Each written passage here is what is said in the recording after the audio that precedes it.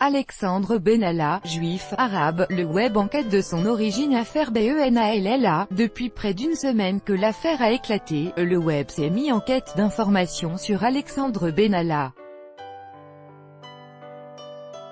Mais son origine, sa confession et une rumeur sur un changement de prénom font l'objet d'une attention toute particulière.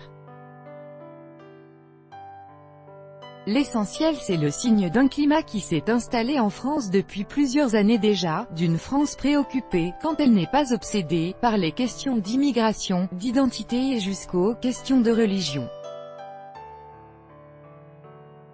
Alors que les députés et sénateurs enquêtent sur l'affaire Benalla en auditionnant les principaux responsables, les internautes eux aussi mènent leurs investigations sur un tout autre terrain de jeu, le web.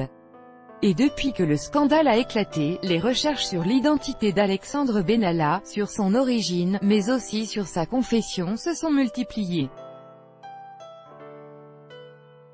Le moteur de recherche Google, qui propose des suggestions de recherche à partir des expressions les plus souvent saisies par ses millions d'utilisateurs, associe depuis près d'une semaine au mot « Benalla » les notions d'origine, mais aussi les termes « juif » ou « arabe ». Signe que de nombreuses personnes, des centaines, des milliers, veulent savoir d'où vient le jeune chargé de mission de l'Élysée visé par une procédure de licenciement et par une enquête. Sur les réseaux sociaux également, on ne compte plus les messages portant sur l'origine de Benalla ou sa confession, quand il ne s'agit pas de rumeurs. Parmi elles, le bruit court qu'Alexandre Benalla a fait modifier son patronyme il y a quelques années pour le « franciser ». Selon cette rumeur, il s'appellerait en effet Lassane Benalla. Une rumeur relayée par Le Parisien, qui a fait parler d'anciens voisins et d'anciennes connaissances d'Alexandre Benalla à Évreux, où ce dernier a grandi. Mais une rumeur pour autant totalement infondée. Suivez en direct les dernières informations sur cette affaire Alexandre Benalla qui secoue le pays dans bien des domaines. En direct quand on réduit la recherche au seul mot « Benalla », Google propose encore des suggestions différentes. Évidemment, Alexandre apparaît tout en haut des mots-clés associés, comme mariage, Alexandre Benalla ayant été contraint d'annuler ses noces le week-end dernier à cause de l'affaire, ou encore vidéo. Et en quatrième position, c'est le mot juif que propose le moteur de recherche. Le signe également que la confession d'Alexandre Benalla soulève des questions. Nous reprenons ce direct consacré à l'affaire Alexandre Benalla. Alexandre Benalla est né et a grandi en France, à Évreux, dans une famille d'origine marocaine. Il est donc français. Pourtant de nombreuses recherches portent sur ses origines sur Google. Ce lundi, en saisissant Alexandre Benalla dans le moteur de recherche, le mot « origine » était en effet suggéré, en bonne place au milieu des Emmanuel Macron, SIC, Élysée, En Marche, ou encore Gendarmerie. Ces suggestions sont élaborées par Google en fonction du volume de recherche sur certains mots ses associés. Fin du direct, la commission d'enquête des lois de l'Assemblée nationale a commencé par auditionner le ministre de l'Intérieur, Gérard Collomb, sur l'affaire Benalla. Il reconnaît avoir été informé des actes de violence du collaborateur de l'Élysée mais réfute toute responsabilité. Le préfet de police de Paris, Michel Delpuech, ensuite a dénoncé un copinage malsain. Alain Gibelin, directeur de l'ordre public et de la circulation à la préfecture de police de Paris, enfin, affirme que la venue d'Alexandre Benalla a été organisée. Le contrôleur général Laurent Simonin, lui-même mis en examen, un article de l'Express révélait que l'Élysée avait alloué un budget de 180 000 € pour financer les travaux de l'appartement de fonction d'Alexandre Benalla et le transformer en duplex. Une information qui a été démentie par le Palais auprès de nos confrères du Parisien. Le service de conservation des résidences présidentielles prévoit régulièrement des travaux d'entretien. En 2017, la rénovation complète de 4 appartements sur le site de l'Elma a été décidée, avant l'arrivée de Benalla, a expliqué un porte-parole de la présidence. Le Parisien révèle ce lundi soir que 3 cadres de la préfecture de police sont convoqués à la police des polices mardi et mercredi dans le cadre de l'affaire Benalla. Il s'agirait du contrôleur général Laurent Simonin, du commissaire Maxence Crezat et du commandement Jean-Yves Huneau. Ils seront entendus à l'Inspection générale de la police nationale, IGPN, pour l'enquête administrative cette fois. Ils sont soupçonnés d'avoir transmis des images de vidéosurveillance du 1er mai à Alexandre Benalla. Benoît Hamon ouvrante PS fermante et Jean-Luc Mélenchon, LFI, souhaite qu'Emmanuel Macron soit convoqué par la commission d'enquête. Le premier a tweeté « Macron sait tout. Il doit être auditionné ». Le second estime dans une vidéo que « c'est bien autour de lui que ça se joue ». Si aucun article de la Constitution n'empêche cette convocation, cela serait une grande première sous la Ve République. Le directeur de l'ordre public et de la circulation à la préfecture de police de Paris, Alain Gibelin, affirme devant la commission d'enquête de l'Assemblée nationale ne pas avoir entendu un message radio d'une origine douteuse, provenant d'une personne que nous ne connaissions pas. Il a ajouté n'avoir aucune idée de la provenance du brassard police et du poste radio. Lors de son audition devant la commission d'enquête de l'Assemblée nationale, Alain Gibelin, préfecture de police, affirme que c'est le contrôleur général Laurent Simonin qui a organisé la venue d'Alexandre Benalla lors des manifestations du 1er mai. Laurent Simonin est mis en examen dans l'affaire Benalla. Le directeur de l'ordre public et de la circulation à la préfecture de police de Paris est actuellement devant la commission de l'Assemblée nationale. Alexandre Benalla était présent quasi systématiquement lors des réunions en amont et le jour des déplacements, explique-t-il. De plus, le préfet de Paris n'aurait pas donné son accord à la présence d'Alexandre Benalla, celle-ci serait indue. Le porte-parole du gouvernement a réagi à l'affaire Benalla via son compte Twitter. C'est une dérive individuelle, un comportement inacceptable qui doit être jugé et sanctionné comme tel. Les procédures n'ont pas permis de l'empêcher, il faut donc tout mettre en place pour qu'il n'y ait plus de tels dysfonctionnements. Mais ce n'est en rien une affaire d'État, a-t-il écrit. À la suite de cette première journée d'audition, plusieurs députés de l'opposition, dont Valérie Boyer, LR, demandent que le président de la République, Emmanuel Macron, soit auditionné devant la commission d'enquête de l'Assemblée nationale. En effet, la responsabilité de l'Élysée a été pointée du doigt par Gérard Collomb et Michel Delpuech. Mais la Constitution n'oblige pas un président à répondre à une convocation devant l'Assemblée. 23, 7, 18, 21h03. Le directeur de cabinet d'Emmanuel Macron sera auditionné mardi. Le directeur de cabinet d'Emmanuel Macron, Patrick Stroda, devait être entendu seulement par le Sénat jeudi 26 juillet dans le cadre de l'affaire Benalla. Mais il sera aussi auditionné par la commission d'enquête de l'Assemblée nationale demain, mardi 24 juillet, à 16h30, a indiqué l'AFP qui cite des sources parlementaires. 23, 7, 18 midi 45. L'audition de Gérard Collomb est terminée. L'audition par la commission parlementaire de Gérard Collomb est désormais terminée à l'Assemblée nationale. À retenir, le ministre de l'Intérieur n'a pas été tendre avec le préfet de police de Paris, dont il a la responsabilité, et avec le cabinet d'Emmanuel Macron. Gérard Collomb a fait savoir que si la justice n'avait pas été saisie immédiatement après les faits reprochés à Alexandre Benalla, c'était de la responsabilité de ces deux entités.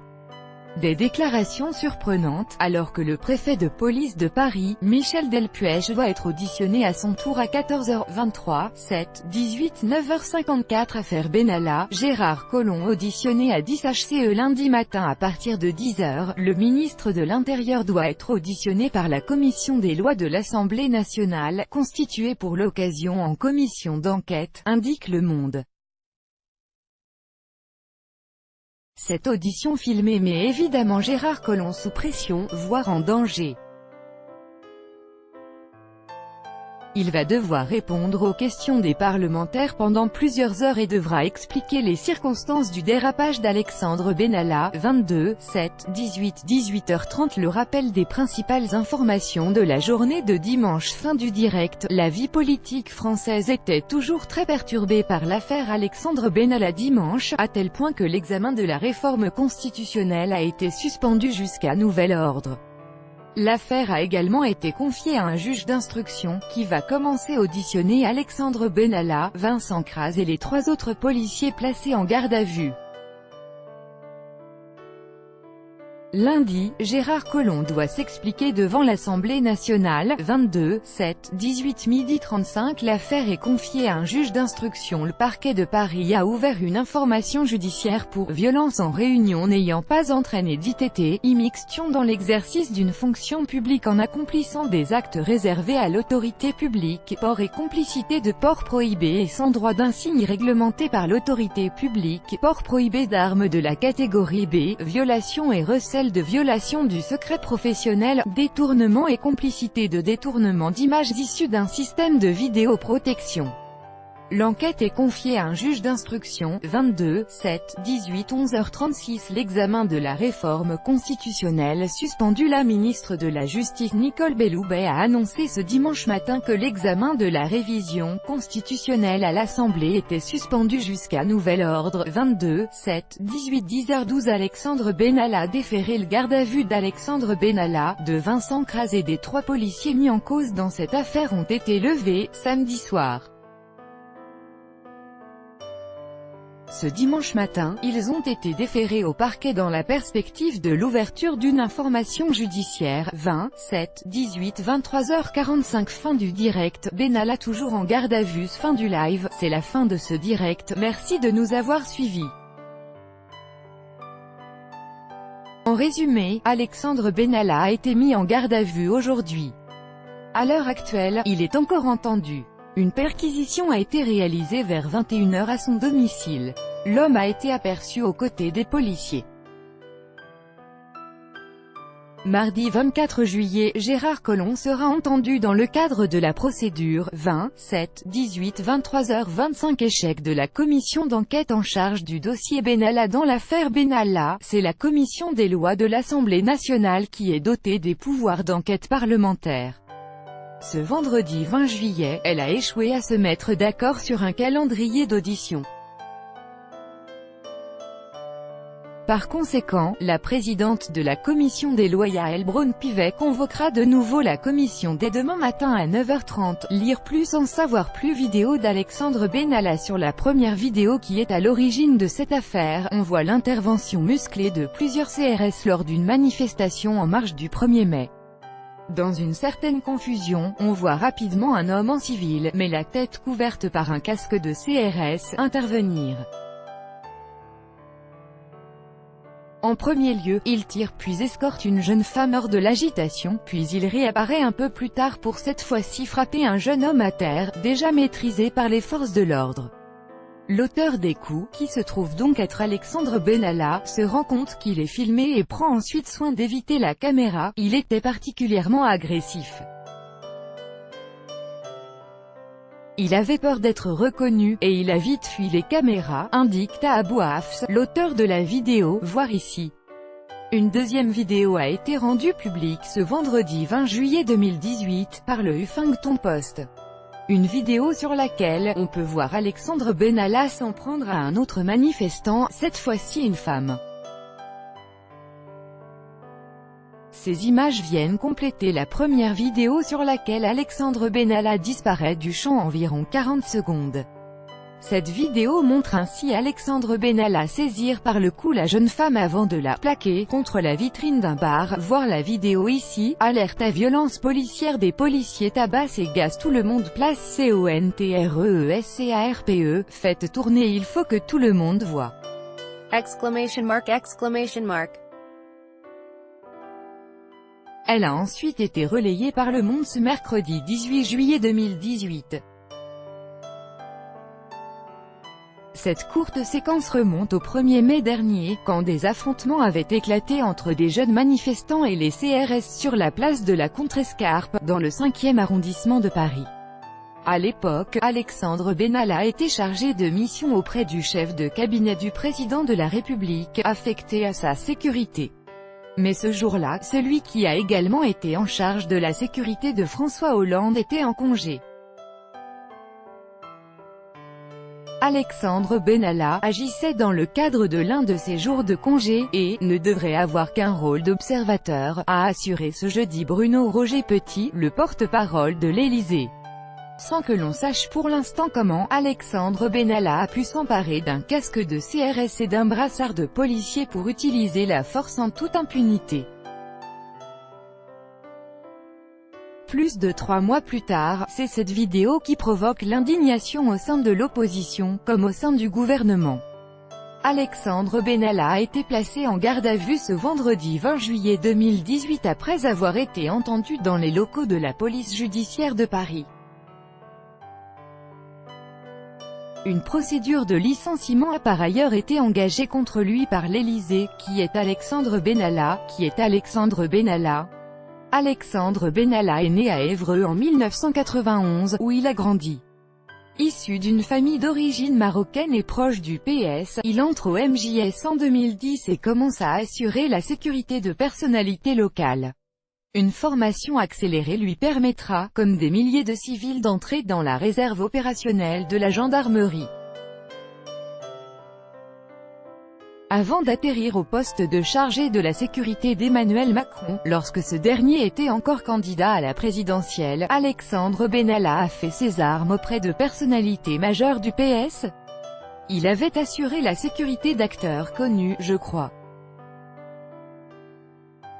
Il souhaitait découvrir une autre facette du métier, raconte à LCI Éric Plumet, l'ancien directeur de la sécurité du PS, qui a formé Alexandre Benalla, alors âgé d'à peine 20 ans. Ce dernier assure la sécurité de Martine Aubry pendant la primaire socialiste qui a précédé la campagne présidentielle de 2012. Une fois la primaire terminée, il s'est mis au service du gagnant, François Hollande, qu'il ne suivra pas à l'Élysée. Entre-temps, Alexandre Benalla fut brièvement le chauffeur d'Arnaud Montebourg avant de se voir renvoyé par le représentant du « Made in France » pour « faute professionnelle ». Il avait provoqué un accident de voiture en ma présence et voulait prendre la fuite, a fait savoir M. Montebourg auprès du Monde. En retrait pendant quelques années, lors desquelles il tentera de monter son entreprise au Maroc, Alexandre Benalla intègre finalement l'équipe de sécurité du candidat Macron et le suivra durant tous ses meetings pour ensuite devenir chargé de mission auprès du chef de cabinet du président de la République, affecté à sa sécurité. Alexandre Benalla et Macron. Dans l'ensemble des articles consacrés à Alexandre Benalla, ce dernier est décrit comme un personnage proche de l'entourage professionnel d'Emmanuel Macron. C'est en 2016 que leur collaboration commence, après une semaine de formation de l'Institut des hautes études de la sécurité et de la justice, IHESJ, à l'école des officiers de la gendarmerie de Melun, suivi par Alexandre Benalla.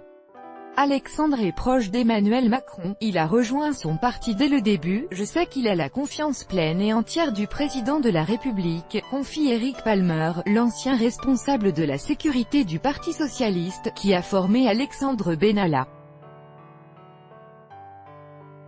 En tant que chargé de la sécurité d'Emmanuel Macron pendant la dernière campagne présidentielle, Alexandre Benalla s'est fait remarquer pour ses procédés plutôt musclés. À cette époque, par exemple, il aurait effectué une demande pour que les gardes du corps du candidat soient équipés de pistolets à balles en caoutchouc, mais aussi d'un flashball et de boucliers anti-émeute.